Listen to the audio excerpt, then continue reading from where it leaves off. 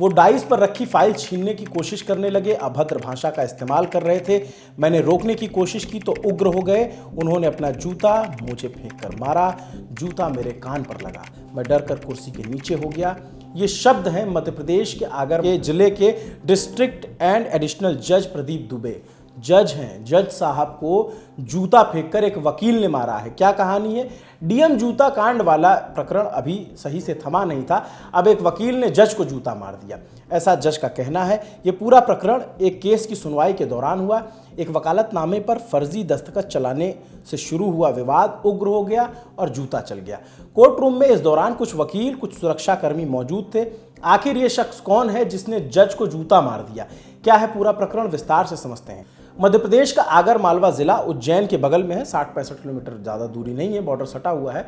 यहीं की जिला अदालत में Pradeep Dubey district and additional जज हैं। वकालत यहाँ करते थे नितिन अटल। हुआ ये 22 जनवरी सोमवार के दिन दोपहर में करीब 3 बजे प्रदीप दुबे के कोर्ट रूम में एक केस की सुनवाई चल रही थी। एक वकालतनामा पेश किया गया जिस पर फर्जी दस्तखत थे, ऐसा दूसरे पक्ष के वकील कौसर खान का कहना था। पहले तो नितिन अटल ने कहा कि ये वकालतनामा मैंने पेश नहीं किया। बाद में जब कोर्ट रूम में मौजूद सरकारी बाबू ने बताया कि वकालतनामा लेकर खुद नितिन अटल आए थे, तब नितिन गुस्सा हो गए। उन्होंने डाइस पर रखी फाइल छीनने की कोशिश की। जज प्रदीप दुबे ने रोकने की कोशिश की नितिन को, नहीं रुके तो जूता फेंक कर मार दिया। जूता जज के कान में लगा, जैसा एफआईआर में लिखा हुआ है। जज डर के मारे अपनी कुर्सी के नीचे छिप गए। कोर्ट रूम में मौजूद सुरक्षाकर्मी बीच बचाव के लिए दौड़े। आरोप है कि नितिन चिल्लाते हुए डाइस पर चढ़ गया। दूसरा, अपना जूता उठाया और मोबाइल का कैमरा खोल वीडियो बनाने लगा। कहने लगा कि मेरे साथ गलत हो रहा है। जज की तरफ से दर्ज एफआईआर में बताया गया कि मेरे स्टाफ और मुंशी ने उन्हें रोकने की कोशिश की तो नितिन कोर्ट रूम के बाहर भाग गया। इस भगदड़ में नितिन अटल का फोन वहीं गिर गया। ये पूरा प्रकरण हमने आपको एफआईआर के हवाले से बताया जो जज प्रदीप दुबे की तरफ से लिखवाई गई है। अब सवाल है कि नितिन अटल है कौन जिसने जज को जूता फेंक कर मारा, या फिर जूता मारने की जज को जुर्रत की है?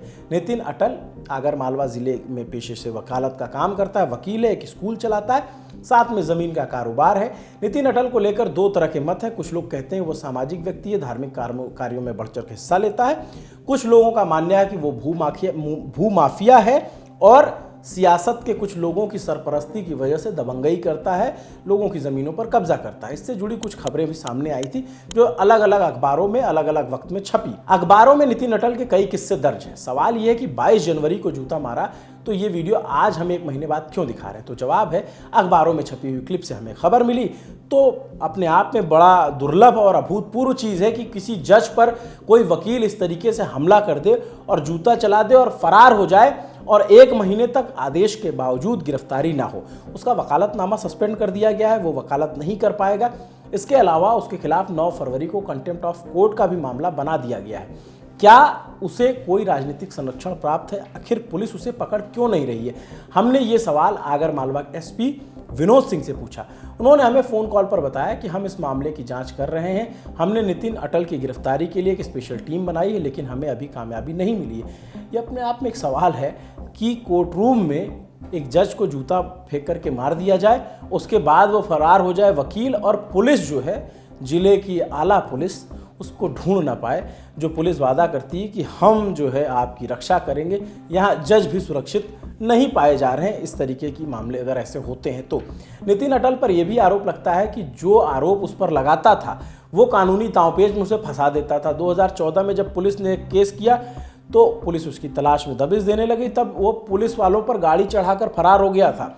जज प्रदीप दुबे की एफआईआर के बाद नितिन अब भी फरार है। नितिन की ओर से एक वीडियो जारी कर जूता कांड पर सफाई दी गई, वो भी सुन लीजिए। मैं नितिन अटल एडवोकेट आगर मालवा से हूँ। मेरे द्वारा कई बार न्यायपालिका में व्याप्त भ्रष्टाचार की शिकायतों को किया जाता रहा है और आगर में एएसजे प्रदीप दुबे साहब पदस्थ हैं। इनके द्वारा कुछ किए गए जुडिशियल मिसकंडक्ट की भी जानकारी एफिडेविट पर मेरे द्वारा माननीय उच्च न्यायालय के हाईकोर्ट जुडिकेशस को भेजी गई थी। इनके मिसकंडक्ट और मिसबिहेवियर के संदर्भ में जांच किए जाने के लिए याचिका भी मेरे द्वारा माननीय उच्च न्यायालय में प्रस्तुत की गई थी, जिससे कि ये प्रदीप जी दुबे साहब जो थे ये बार बार मुझ पर प्रेशर बना रहे थे कि मैं इनके विरुद्ध प्रस्तुत की गई याचिका और शिकायतों को वापस ले लूँ और ये उनकी किसी भी जांच वाँच का सामना न कर सके।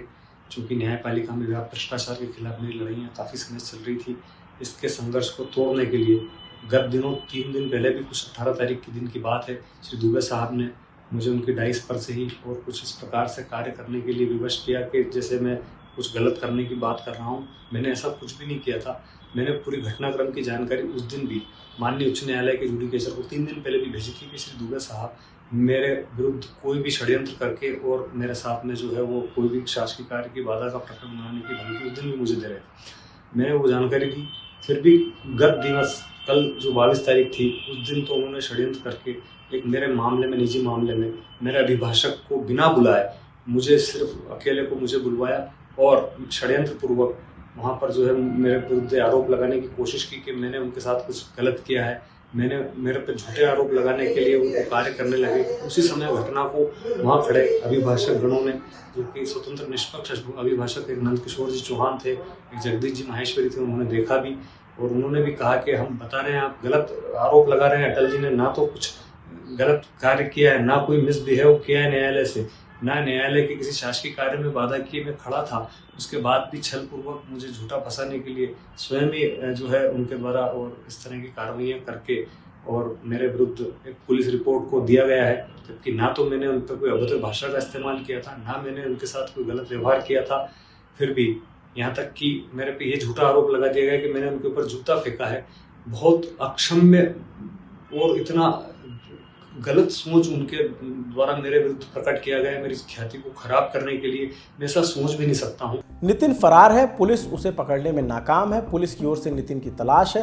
ये तलाश कब पूरी होगी ये वक्त बताएगा, मगर जब कोर्ट रूम में यूं जज पर जूता चलने लग जाए तो मान लेना चाहिए कलयुग अपने चरम पर है। बाकी इस वीडियो पर आपकी क्या राय है हमें कमेंट सेक्शन में ज़रूर बताएं। आपके लिए ये सारी जानकारी जुटाई थी हमारे साथी रजत ने। मेरा नाम अभिनव पांडे है। देखते रहिए दी ललन टॉप। शुक्रिया।